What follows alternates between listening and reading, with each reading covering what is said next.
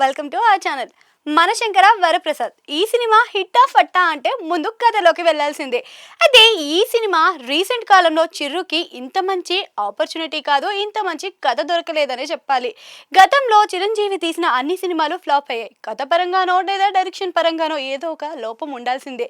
అయితే ఈ సినిమాలో మెయిన్గా నవ్వులతో కడుపు నింపుకోవచ్చు.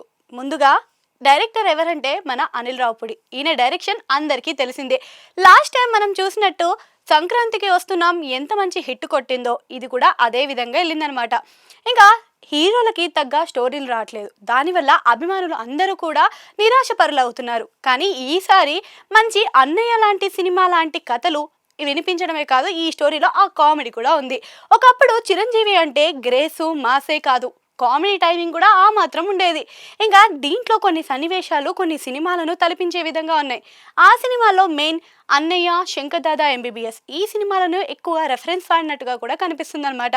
సినిమాలో చెప్పుకుంటే స్టోరీ పెద్దగా లేకపోయినా అందరూ ఆడియన్స్, మెయిన్లీ ఫ్యామిలీ ఆడియన్స్ని మెప్పించే విధంగా ఉంది.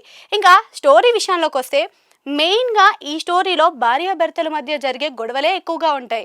ఇంకా సామాన్యంగా జరిగే కథల్లానే ఇది కూడా. శరత్ సక్సేనాకి ఈ స్టోరీ పరంగానే నడుచుకుంటూ వెళ్తుందనమాట. అయితే ఈయన హోమ్ మినిస్టర్కి చిరంజీవి హెల్ప్ చేస్తారు ఒక కథలో.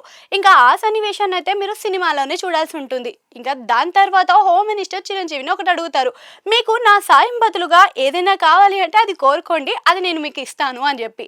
అయితే ఈ పరంగానే చిరంజీవి వాళ్ళ భార్యాభర్తలు అంటే మన నయనతార, శశిరేఖకి ఇంకా మన వరప్రసాద్కి మధ్య జరిగిన గొడవని గురించి చెప్తాడు. ఇంకా ఒక తండ్రి తల్లి ఇంకా పిల్లలను ఏ విధంగా చేరుకోవాలి, వాళ్ళిద్దరిని ఎలా కలుసుకోవాలి అనే కష్టంలోనే ఈ సినిమా కనిపిస్తుంది. అక్కడక్కడ ఎమోషనల్ టచ్ ఉంటుంది, అందరూ కొంచెం ఎమోషనల్కి కనెక్ట్ అవుతారు. దాని తర్వాత తల్లి, దాని మధ్యలో వచ్చే పెళ్ళం అంటే మన భార్య, ఇలా కథలో మనకు కొంచెం ఇంట్రెస్టింగ్ కలుగుతూ ఉంటుంది. ఇక ఇలానే సాగిపోతుంటే కాస్త మనకి అక్కడక్కడ బోర్ కొడుతూనే ఉంటుంది. అయినప్పటికీ 2 గంటలన్నర సినిమాలో అందరినీ కూర్చోబెట్టి వినోదాన్ని పంచే విధంగా సినిమా ఉండడంతో ఈసారి హిట్ కొట్టాడు మన చిరంజీవి. అదేనండి మనశంకర వరప్రసాద్.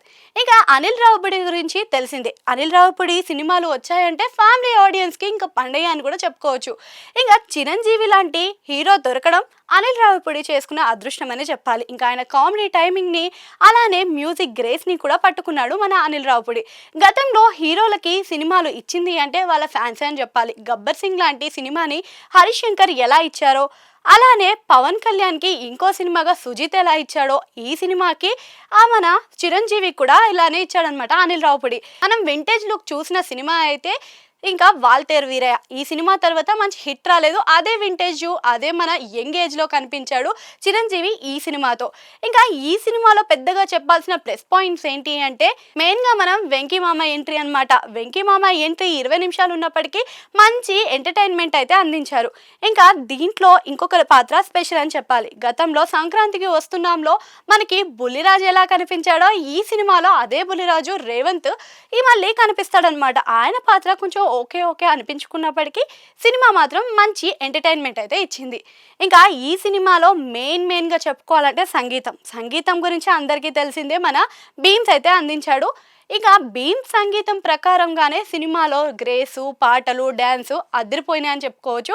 ఇంకా మన రేటింగ్ ప్రకారం అయితే 5కి 3 అయితే ఇచ్చేద్దాం.